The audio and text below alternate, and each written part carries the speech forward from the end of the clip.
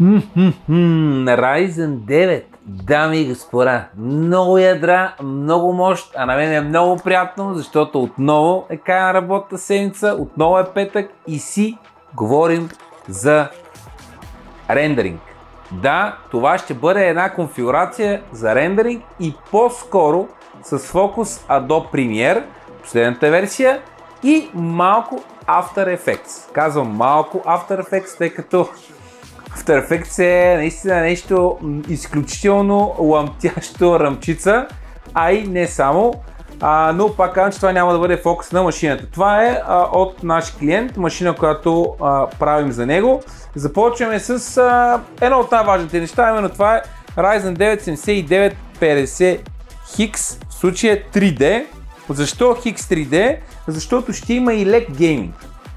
Обзето разликата между X и X 3D е такава, че ще играеш ли само игри, ще рендираш ли основно или ще рендираш основно и малко ще разцъкваш. Така са го направили AMD и в случая тук скачаме на 7950X 3D, наистина един зверски процесор, поне до преди 31 юли най-добрия процесор на AMD като мощ от тази гледна точка. И имаме 4070 Super като видеокарта. Защо? Защото Adobe Premiere се възползва изключително много от CUDA ядрата и като цяло е предпочитаната марка видеокарта, когато стане дума за Adobe Premiere. В случая имаме 4070 Super, 12 ГБ VRAM с, пак казвам, 25% повече CUDA ядра, отколкото чистата 4070. Или много гледаме един типичен случай, в който да, може да се разцъква на машината, но в крайна сметка ще се използват тези повече ядра, които ни дава Ryzen 9 и пак казвам CUDA Acceleration, който получаваме, когато използваме NVIDIA. Чипсета ни е X670, повече брой PCIe линии, 2,5 гигабитов LAN вграден, това ще го видите реално вече в конфигурацията. PCIe 5 Ready, специално за storage устройства. Тук е и с идеята, по-нататък евентуално, когато, не знам кога ще стане това, но има смисъл от Gen 5 при NVMe-тата, ние да сложим този модел. За момента обаче, докато това стане, залогаме здраво, мъжко, яко на 990 Pro, 2 терабайта и слагаме олимпийския знак. Защото скоро почва Олимпиадата. Нали? Тук това в движение ми влезе. Приятно. What? И идеята. 850 ватово захранване, гигабайт, 10 години гаранция, ATX 3.0, Gen 5, нещо, което ни трябва за 4070-то. Разбира се, рамчица 32 гигабайта RAM. Сега, това е тънкият момент с тази RAM. Разбира се, че е AMD Expo на 6000 МГц, тайминг 30.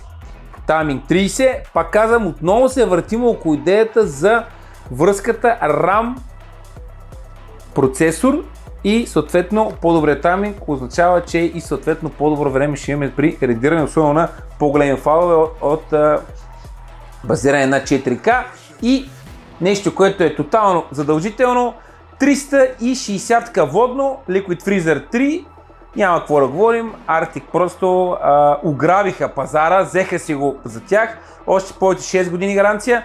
Ники, само искам да обърнеш внимание и ще го кажа, да не знам си кой път. Имате винаги вътре термопаста в охладителя, независимо дали е водно или въздушно. Защо? Защото без термопаста продукта не може да тръгне. Тоест той ще тръгне, ама процесора ще каже blackout time. Затова винаги имате термопаста и винаги тя е повече отколкото ви е нужно. Така че имате го предвид това нещо. Цялата тази хубавия, така да го кажем, ще бъде наместена в една кутия на Zalman. Една серия, която аз много харесвам, Z10+. Мисля, цялата Z10 серия е много приятна. Ние специално работим Zalman тези 3 серии, защото смятам, че за цена от около 180 до 200 и малко лева, кутията наистина предлага доста за цената си. Ще видите вече, когато асемблираме и целият билд. Но пак казвам, за хората, които се чудят, когато имат определен софтуер, който използват, откъде да тръгнат. Ники, ела при мен, в случая аз съм ви извадил официалния сайт на Adobe И тук има супер много информация, буквално обновена на 16 април 2024 година. Обърнете, На рождения ми. На рождение на Ники се обновили, духали се заедно свещи.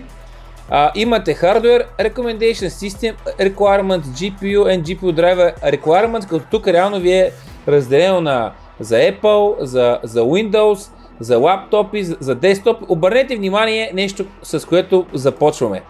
Изберете си конфигурация с бърз многоядрен процесор, AMD или Nvidia видеокарта, бърз SSD Storage и минимум 32 ГБ или повече памет. Вижте как тотално стартираме от тук. Нещата вече спокойно може да отидете надолу.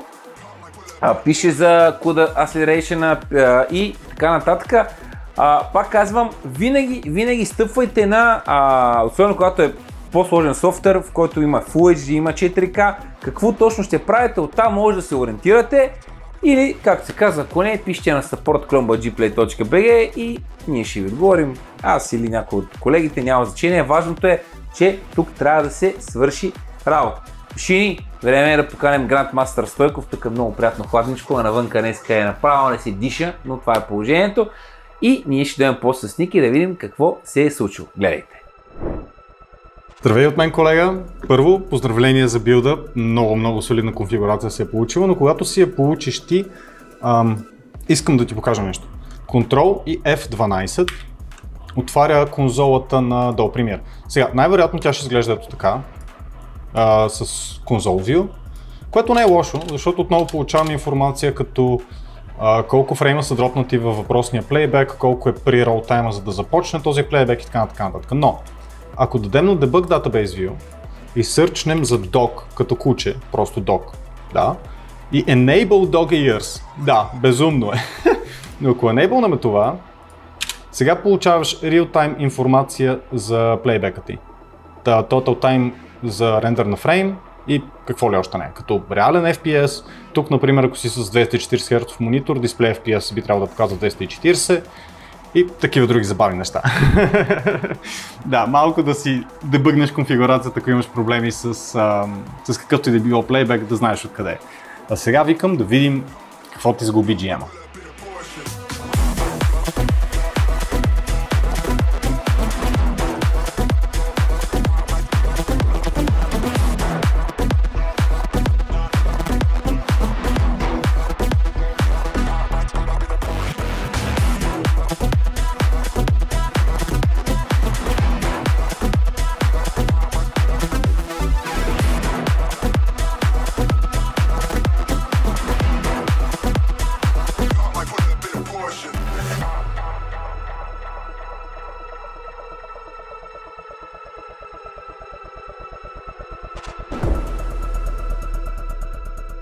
Така, виждате в момента, че машината е готова и сме го докарали до BIOS-а. Expo 1 профил активиран в долния ляв ъгъл и 6000 мега трансфер в секунда са на лице. Ето е машината. Изчистена, твърдо All Black като компоненти. Единствено залман кутията, в крайна сметка човек може да си регулира цвета, дали ще свети или няма да свети, тъй като не знам дали хората си дават сметка, че тези вентилатори, чакайте да махна този прекрасен филтър, тези вентилатори по принцип може да си ги спрете и реално само да вършат работата, поради която са създадени вентилаторите да духат или да издухват, зависи, т.е. да създават някакво движение на въздух прямо в кутията, а пък това е филтъра, който съм ви го показал много пъти, но на мен много ми харесва идеята на Zalman, която те са направили много бързо, лесно и приятно да махаш пръха, който си е събрал на филтъра.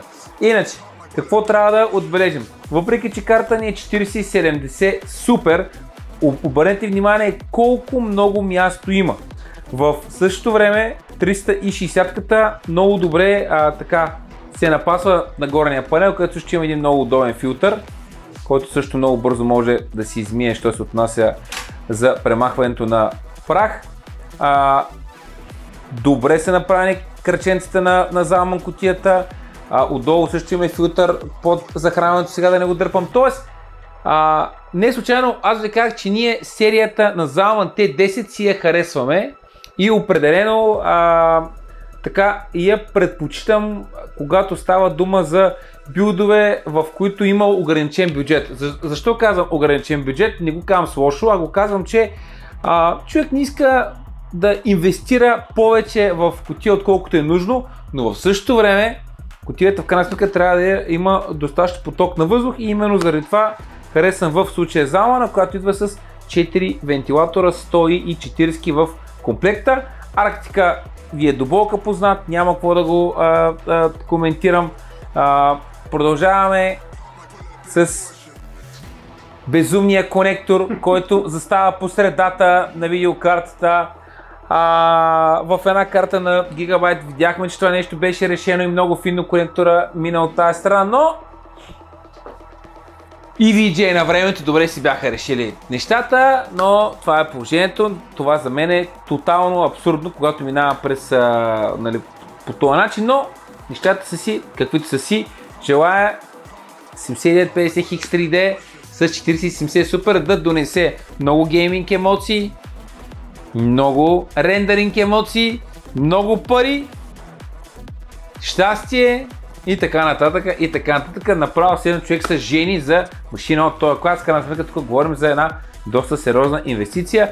Всички компоненти ще видите, както винаги, в описанието към тази конфигурация. Аз ви благодаря, че отново в петък си говорихме за хардуер и ви чакам, знаете, след 7 дни да си говорим пак за хардуер тук в сервизния център на Gplay. Чао!